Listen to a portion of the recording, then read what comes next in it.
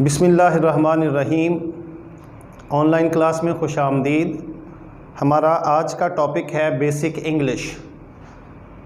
Basic English में हम tenses, active passive, direct indirect, इन तमाम चीज़ों पर फोकस करेंगे। सबसे पहले आज हम शुरू कर रहे हैं टेंसेस से, और ये टेंसेस पे हमारा पहला लेक्चर है। टेंस कहते हैं ज़माने को। अब ज़माने जो हैं वो तीन किस्म के होते हैं: हाल, माजी और मुस्तकबिल। हाल जो चल रहा होता है इस ज़माने को हाल कहते हैं, जो गुज़र चुका है उसे माजी कहते हैं, और आने वाले ज़माने को मुस्तकबिल कहते हैं। तो टेंसेस की बुनियादी तौर पे तीन किस्में हैं। फर्स्ट,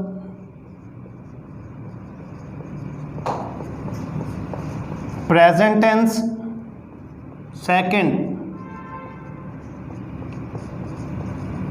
पास्ट टेंस, और थर्ड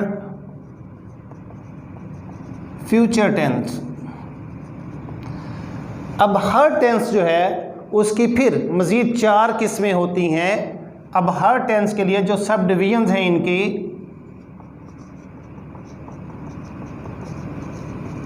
उनमें फर्स्ट है इंडेफिनिट, सेकंड है कंटिन्यूस, थर्ड है परफेक्ट, और फोर्थ है परफेक्ट कंटिन्यूस।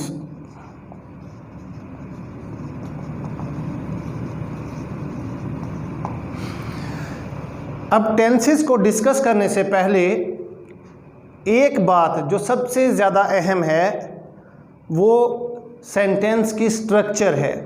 आम रूटीन में इंग्लिश में जब भी कोई सेंटेंस लिखा जाता है उसमें सबसे पहले सब्जेक्ट, फिर वर्ब, और आखिर पे ऑब्जेक्ट आता है। अगर हम गौर करें तो सब्जेक्ट जो है वो कोई नाउन होगा या प्रोनाउन होगा। इसी तरह से जो ऑब्जेक्ट है वो भी कोई नाउन या प्रोनाउन यानी कोई चीज़ ही होती है। तो बेसिकली सब्जेक्ट और ऑब्जेक्ट दो नामों को जाहिर करते हैं।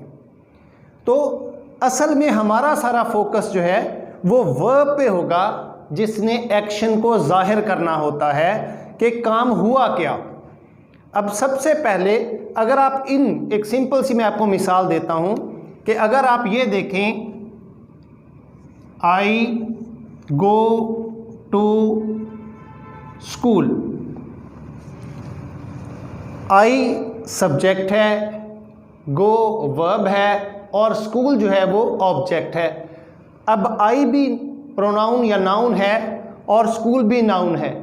अब इन दोनों को अगर हम निकाल दें तो बाकी गो एक वर्ब बचता है, जिस पे सारा फोकस होता है कि जिसने टेंस को या ज़माने को जाहिर करना होता है कि कौन सा ज़माना चल रहा है। तो सबसे पहले आज हम शुरू करेंगे प्रेजेंट इंडेफिनिट टेंस से।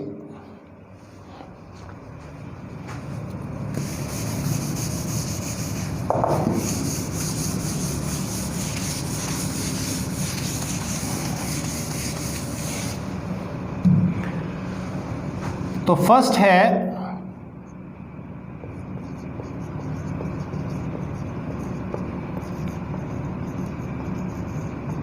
Present indefinite tense. इंडेफिनिट का मतलब है मुत्तलिक। तो ये है फेल, हाल, मुत्तलिक। मुत्तलिक का मतलब है किसी वक्त में, किसी इंस्टेंट पे किसी काम का इत्तलाक होना, किसी काम का होना किसी ख़ास वक्त पे। तो सबसे पहले इसकी पहचान क्या होती है?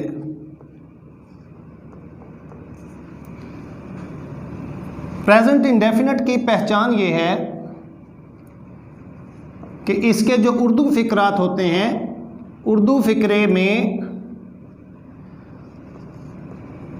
आखिर में ता है,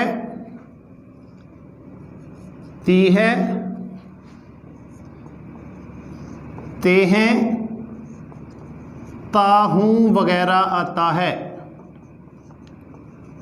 फॉर एग्जाम्पल,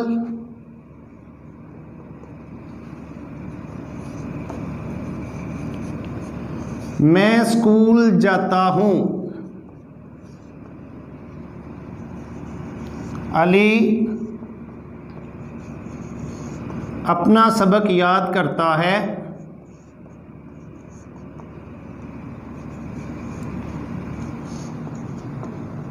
हम फुटबॉल खेलते हैं।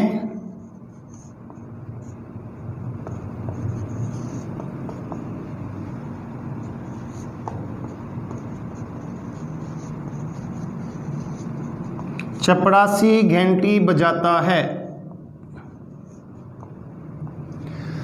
अब ये जो हमने मिसालें लिखी हैं, यानी हर फ़िक्रा जो है उसके आखिर पे ता है, ती है, ते है या ता हूँ वगैरह आता है। इनको बनाने के लिए या इनका बनाने का जो तरीका है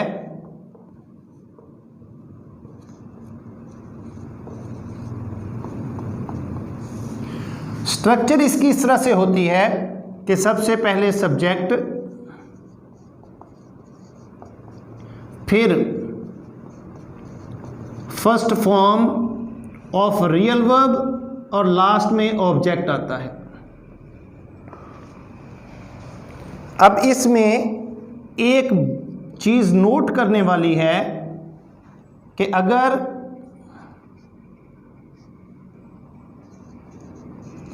सब्जेक्ट थर्ड पर्सन और सिंगुलर हो तो वर्ब की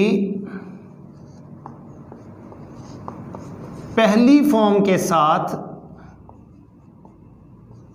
एस या ईएस का इजाफा होता है।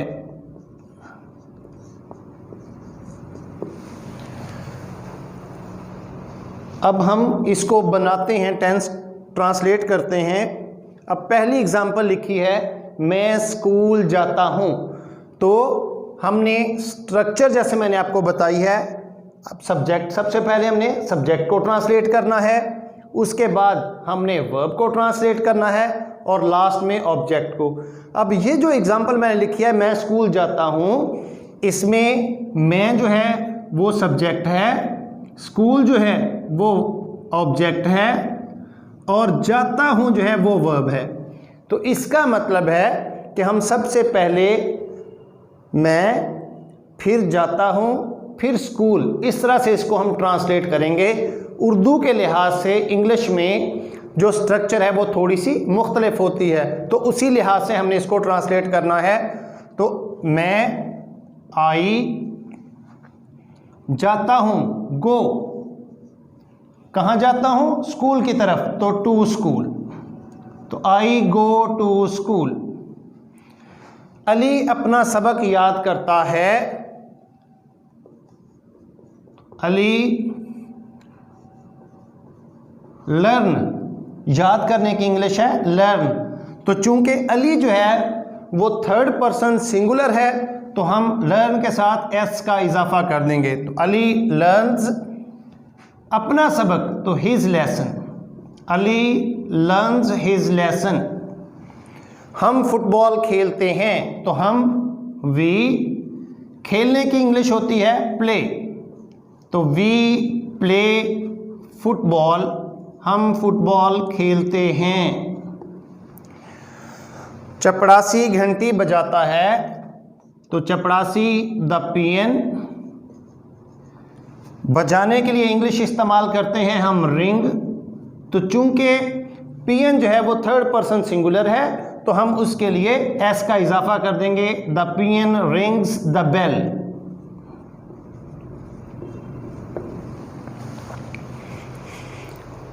अब ये हमारे पास जो हमने सेंटेंसेस लिखे हैं ये सारे के सारे पॉजिटिव सेंटेंस हैं। अब हम इनके नेगेटिव और इंट्रोगेटिव बनाना भी सीखते हैं। तो सबसे पहले हम इनको नेगेटिव बनाते हैं।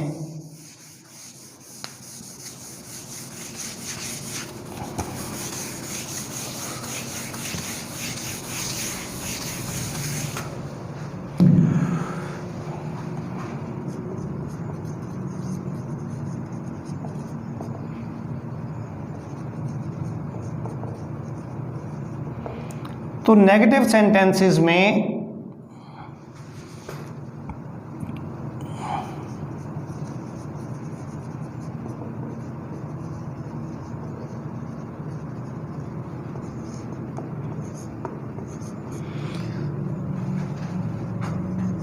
किसी ना किसी हेल्पिंग वर्ब की ज़रूरत होती है।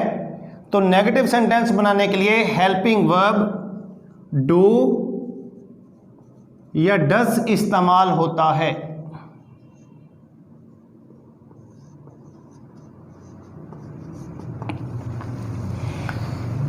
ऐसे सेंटेंसेस जिनमें एस या ई एस का इजाफा वर्ब के साथ नहीं हुआ, उनके लिए डू का लफ्ज़ हम इस्तेमाल करते हैं और उसके बाद नॉट लगा देते हैं। और ऐसे सेंटेंसेस जिनमें एस या ई एस का इजाफा जो है वर्ब के साथ हुआ होता है, हम वो एस या ई एस का इजाफा जो है वो डू के साथ लगा के डज बना देते हैं और वर्ब की फर्स्ट फॉर्म जो है वो वैसे की वैसे इस्तेमाल होगी, फिर उसके साथ एस या ई एस का इजाफा नहीं होगा।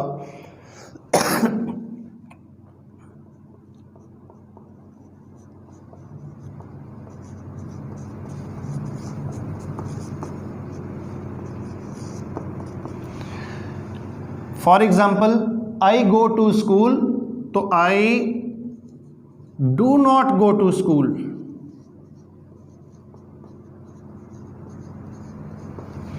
अली लर्न्स हिज लेसन, तो अली, अब चूंकि लर्न्स के साथ एस लगा हुआ है तो हम इस एस को डू के साथ लगा के यहां पे डज लिखेंगे।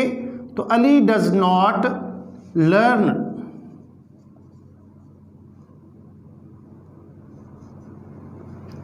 his lesson. Ali does not learn his lesson. We play football. We do not play football.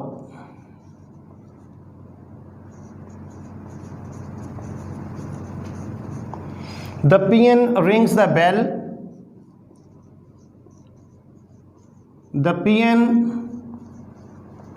does not ring the bell. ये तो हो गए इसके नेगेटिव सेंटेंसेस। अब हमने इनको इंट्रोगेटिव में भी चेंज करना है।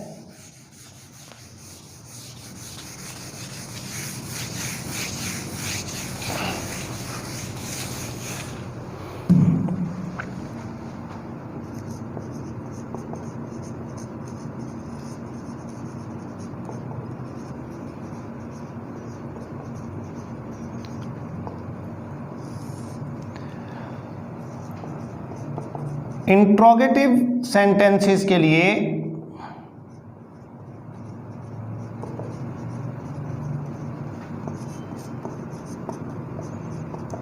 हेल्पिंग वर्ब डू और डज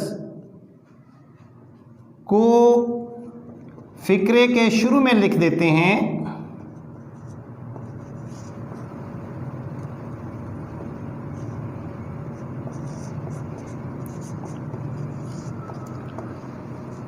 और आखिर में सवालिया निशान। आई गो टू स्कूल, इसका इंट्रोगेटिव बनेगा do I go to school.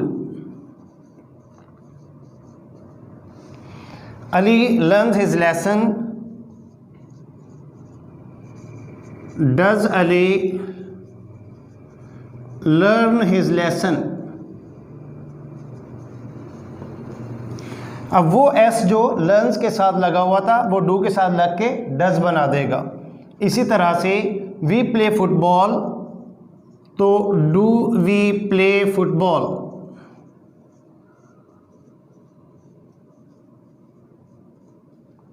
The peon rings the bell, does the peon ring the bell.